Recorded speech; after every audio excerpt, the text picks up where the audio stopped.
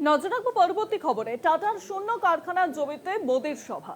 যে ন্যানো গুজরাটে গেল তার জমিতে মোদি কি বলবেন? সেই সময় ন্যানো কারখানায় বিরোধী ছিল বিজেপি। শিগড়ে উঠছে বিজেপির ভূমিকার প্রশ্ন। শিল্পের মরুভূমিতে উন্নয়নের ভাষণ। সিঙ্গুরে মোদির সভা ঘিরে রাজনৈতিক বিতর্ক তৈরি হয়েছে।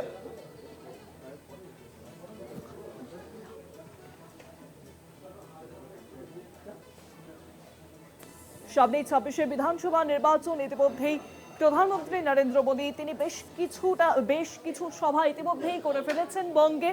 আর এবার আবারও জানুয়ারি মাসেই দুটি সভা করতে চলেছেন প্রধানমন্ত্রী। সিঙ্গুরের সভা করার কথা তার, এবং সেই সিঙ্গুরের সভা ঘিরে শুরু হচ্ছে ইতিমধ্যেই রাজনৈতিক বিতর্ক। টাটার শূন্য কারখানার জমিতে মোদির সভা। যে ন্যানো গুজরাটে গেল তার জমিতে মোদি কি বলবেন? সেই সময় ন্যানো কারখানার বিরোধী ছিল বিজেপি। সিঙ্গুরে উঠছে বিজেপির ভূমিকার প্রশ্ন। আরো জানবো এই বিষয়ে এখন নিউজরুম থেকে রয়েছেন আমাদের বিশেষ প্রতিনিধি অঞ্জন রায়। অঞ্জন, আমরা জানি যে সিঙ্গুরে আসছেন প্রধানমন্ত্রী নরেন্দ্র মোদী, সেখানে তার জনসভা রয়েছে, কিন্তু সেই জনসভা ঘিরে, মোদির সভা ঘিরে রাজনৈতিক বিতর্ক তৈরি হয়েছে। দেখো, তোমাকে প্রথমেই বলি যে 18 তারিখ রোববার সিঙ্গুরে আসছেন প্রধানমন্ত্রী। যেখানে টাটাদের কারখানা হওয়ার কথা ছিল সেই মাঠেই তিনি জনসভা করবেন। স্বাভাবিকভাবে প্রশ্ন উঠেছে যে কেন হঠাৎ ইলেকশনের আগে ওইখানেই সভা করতে আসছেন প্রধানমন্ত্রী। তিনি কি শোনাবেন? নাকি এক সময় দাঁড়িয়ে টাটাদের কারখানার মূল বিরোধিতা করেছিলেন বিজেপি, সেই সময় বিরোধী যারা ছিলেন তৃণমূল কংগ্রেস, তাদের সঙ্গে বিরোধিতায় নেমেছিলেন বিজেপি। এবং সবাই জানে সেই সময় বিজেপির কেন্দ্রীয় সভাপতি রাজনাথ সিং এসেছিলেন, মমতার সঙ্গে বৈঠক করেছিলেন। এর বিস্তৃত বিষয় রয়েছে। এবং সিঙ্গুর আন্দোলনের ক্ষেত্রে যেমনি মাওবাদীরা সাহায্য করেছিল, তেমনি আরএসএসও একটা ব্যাপক অংশ সাহায্য করেছিল যাতে কোনোভাবে টাটাদের ওই কারখানা হতে না পারে। যখন টাটারা এই কারখানা এখানে করবে না সিদ্ধান্ত নেয়, তার পরের দিনই কার্যত নরেন্দ্র মোদী সেই সময় গুজরাটের মুখ্যমন্ত্রী ছিলেন, নিয়ে যান গুজরাটে এবং গুজরাটে ন্যানো কারখানা তৈরি করেন টাটারা। ফলে বুঝতেই পারছো যে গোটা বিজেপির ভূমিকা ছিল শিল্প বিরোধিতায় বাম আমলের সেই সময়। সেই বিজেপির বিরোধিতা করেছিল, তারা মমতা ব্যানার্জির পাশে দাঁড়িয়েছিলেন, টাটাদের কারখানার বিরোধিতা করেছিলেন, কারণ বাম সরকার সেই সময় চেষ্টা করেছিল যাতে টাটারা কারখানাটা করতে পারে। আবার কারখানাটা হয়নি দেখে সেই জায়গায় গুজরাটে নিয়ে গিয়ে তাকে তৈরি করে জায়গা দিয়ে তাকে সেই কারখানা তৈরি করা হয়।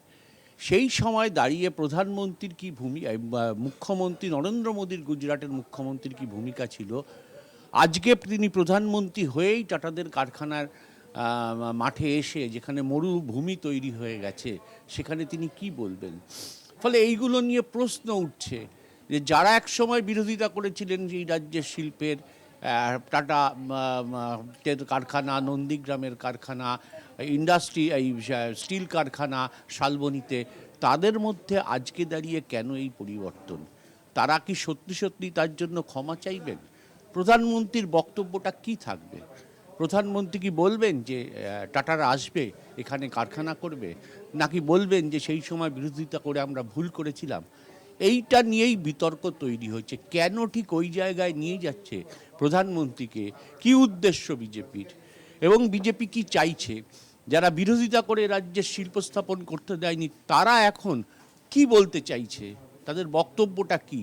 এই যে পারস্পরিক বিরোধী রাজনৈতিক স্ট্যান্ড, এবং এটাকে একটা রাজনৈতিক ব্যবসায় বিজেপি পরিণত করেছে।